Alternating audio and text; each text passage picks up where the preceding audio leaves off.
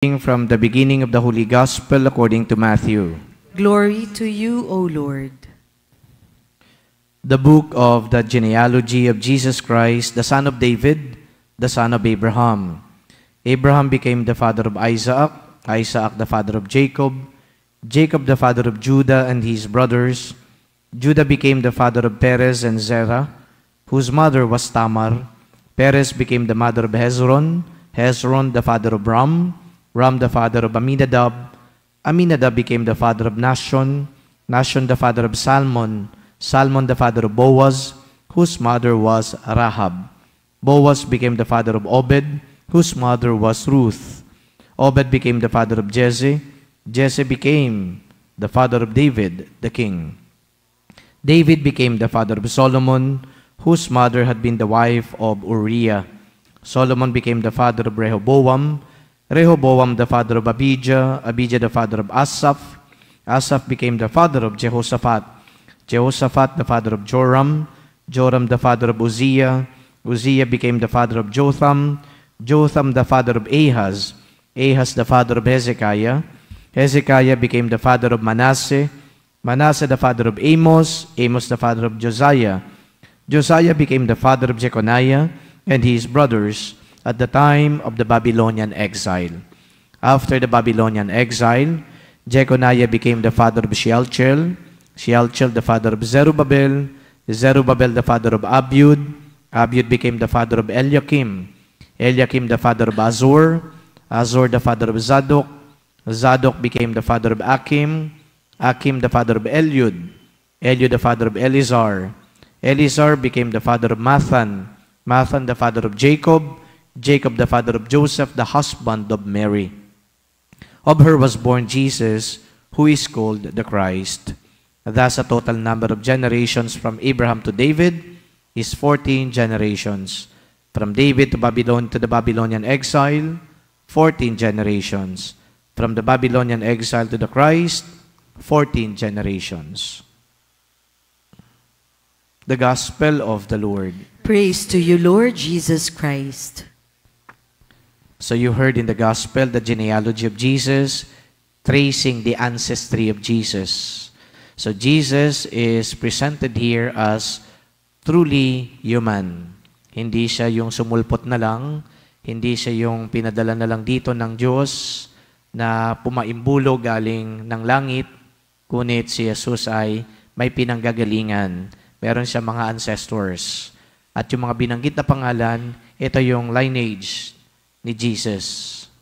At dito din, ma-certify natin that Jesus is indeed of royal blood. So he's an heir to the throne of David. At malaking kahalagahan na maintindihan that Jesus is of royal ancestry because he is king. Jesus is hailed as king. At yung mga nagiging hari, hindi yung mga common tao. So dahil siya ay merong royal blood, so he can actually lay claim to being king. But of course, notwithstanding that he is the Son of God. Pero parang doble-doble pa. Anak na siya ng Diyos, tapos dito pa yung pinanggalingan niya, yung kanyang ancestry as a human being ay may royal blood, ika nga.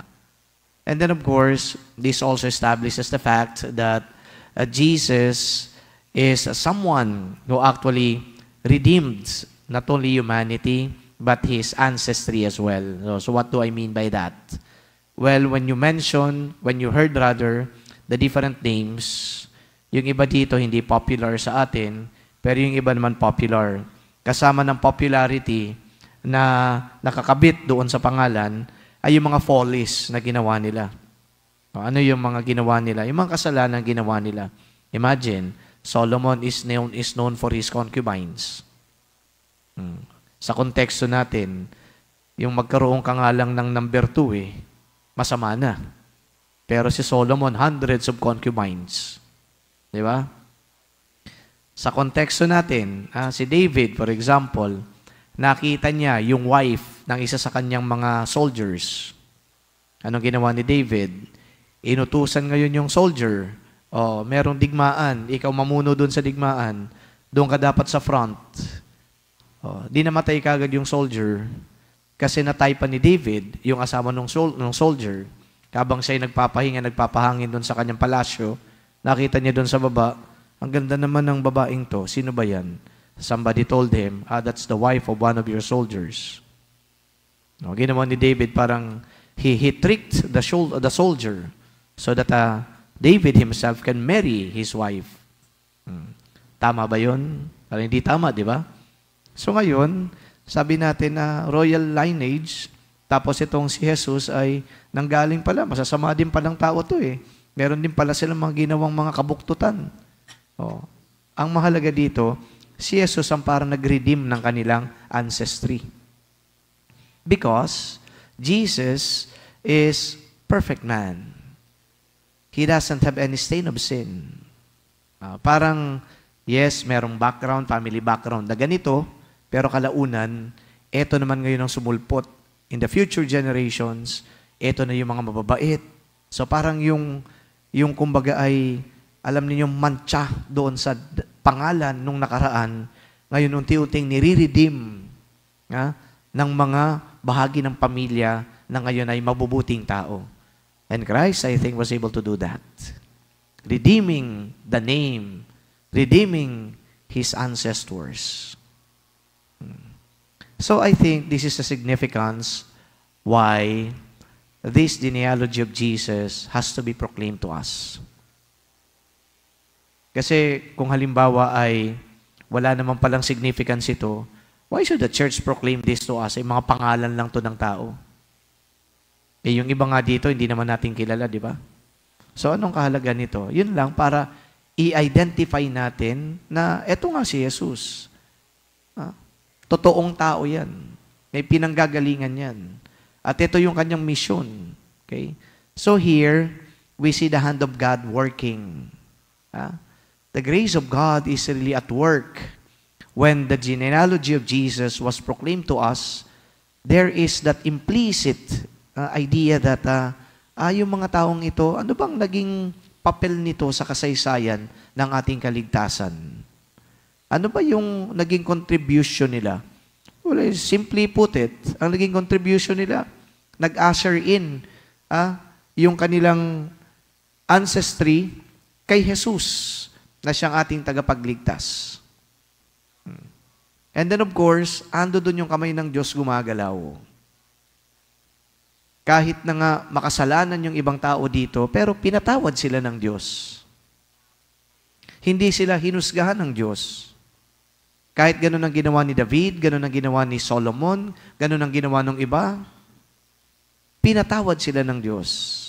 So at work is God's grace. And not only that grace of forgiveness and blessing, but also the grace of making wonders happen in the life of these people. You recall that Abraham and his wife didn't have a child? Alam niyo ba yun, di ba? So anong ginawa ng Diyos sa kanya? Binigyan ng anak. Sino yung anak niya? Si Isaac. It was a gift from the Lord. The beloved son of Abraham, Isaac. The hand of God is working. And then David also. He was a teenager.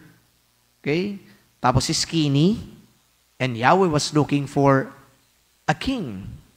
And then the brothers of David were presented already to Samuel. But then, no, hindi yan na magiging hari ng Israel. And then, where is your youngest son?